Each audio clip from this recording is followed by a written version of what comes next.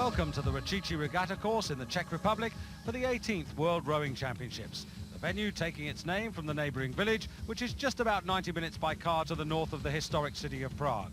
Here to compete, 961 rowers, 317 crews from a record 46 countries.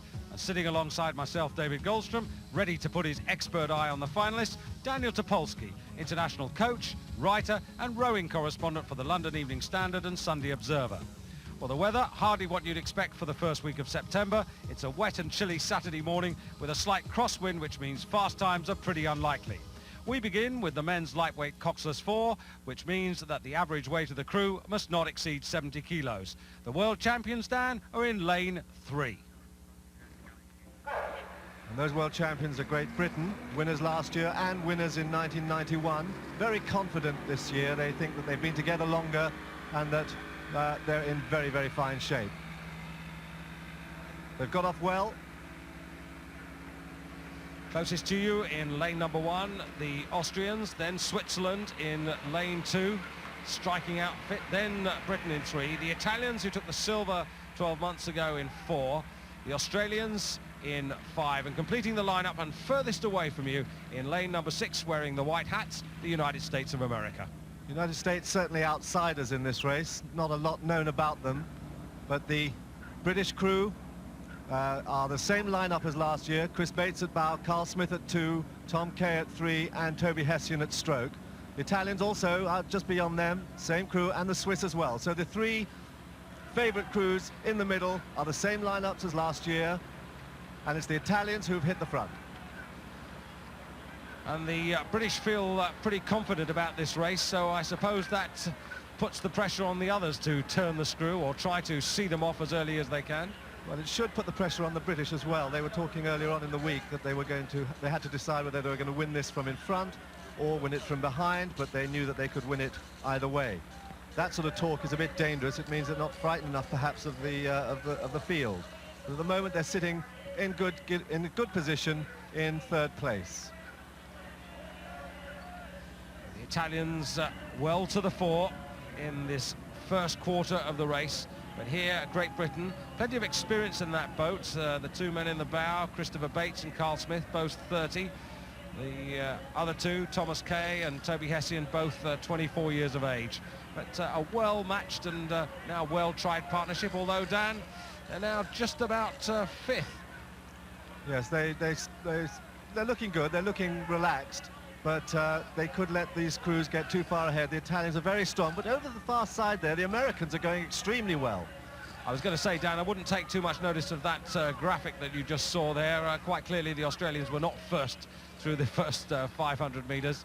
It's the Americans and the Italians who are setting the early pace. And, of course, they've got the advantage now because they can react to whatever comes at them. Yeah, there's quite a lot of wind on the course here, wind blowing onto their backs and throwing up the water a little bit. But Switzerland looking quite relaxed, quite loose there. The Americans moving constantly away there. They've got about 1/3 of a length, nearly half a length. They seem to be moving very well, but they could well be going too fast in this first 1,000 metres. On the other hand, the world champions, Britain, perhaps going a bit too slowly. They're going to have a lot of work to do now. They've got 2.5 lengths to make up to the United States, who are still moving away as they come up to the halfway point. Italy, well positioned there, just half a length down on the United States. Indeed, the United States through the half distance in the lead. British getting a little worried, Dan? Well, I think they are. Carl Smith, he always tends to look around a lot, but there's a little bit of a break-up in the stern of the 4. Tom Kay recovering rather quickly there, trying to push his stroke man on a bit.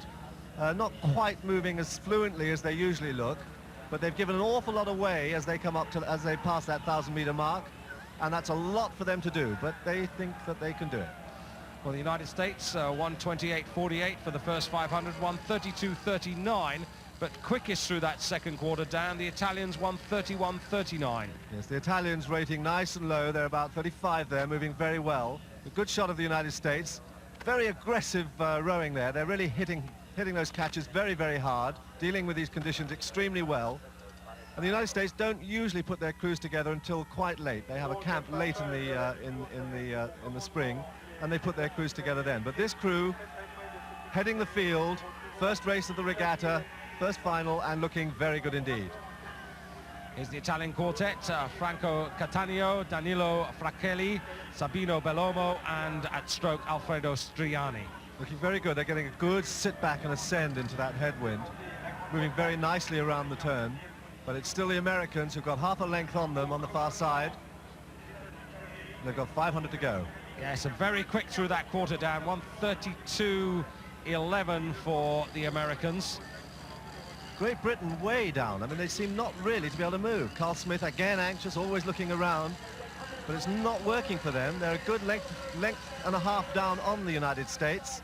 And just out of your picture, Dan, we ought to become aware of the Swiss quartet, because they are making progress. The British to the right of your screen, the Swiss not in your picture now at the moment, but they're on terms on the far side. Australia in the green and gold, they're just about fourth at the moment. The caption telling the story, and the Swiss really trying to put a little push in.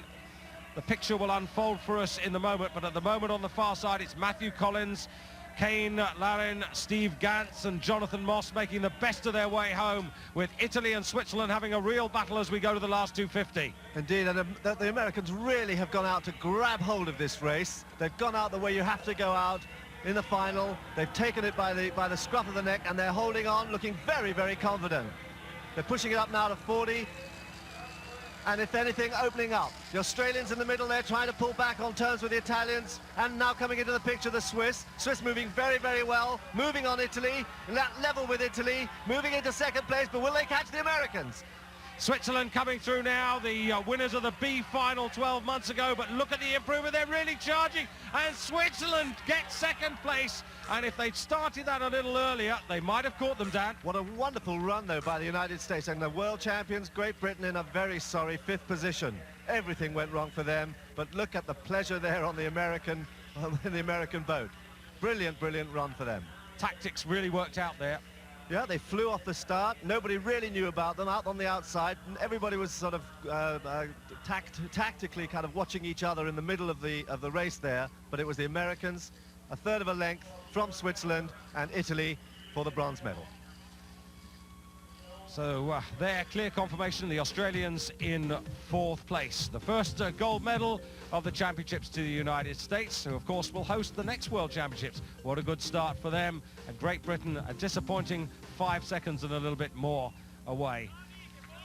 Well, congratulations to the American quartet, and also to the Swiss, Nikolai Kern, Marcus Foisy, Hubert Wagner and Reto Fieres. But America